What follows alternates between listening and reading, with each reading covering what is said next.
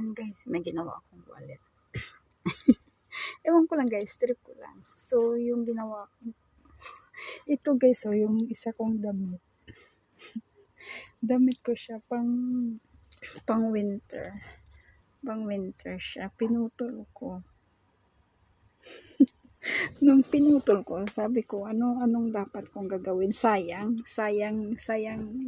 ito. Sayang na itatapon ko lang. So, naisip ko, ano kaya gagawin ko? So, yung ginawa ko, naghanap ako ng zipper.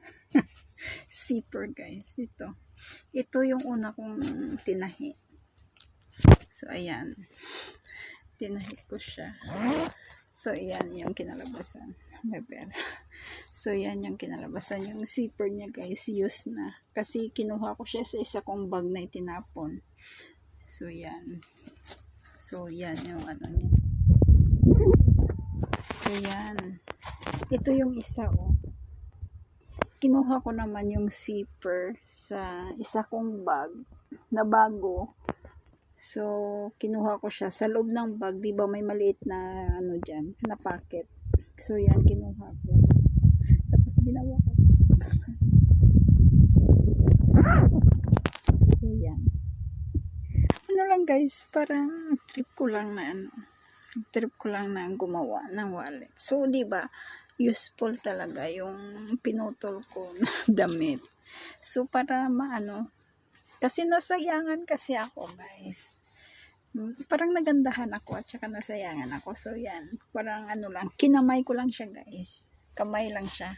Ito yung kinamay ko lang siya. As in talaga. Ayan Pero hindi siya halata na kinamay lang. Kinamay ko lang siya. Nakikita nyo naman yung So, yan, sa loob. Tingnan nyo. Yan.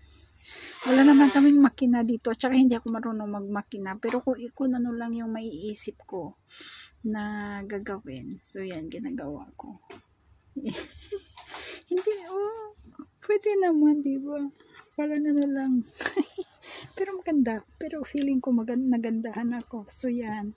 That is my work for today. May ginagawa pa ako, guys, na na soon na naman kukuhanan ko ng video. So, yan, para hindi masayang, ginawa ko yan, panglagyan ng coins, panglagyan ng mag-marketing ako, diba?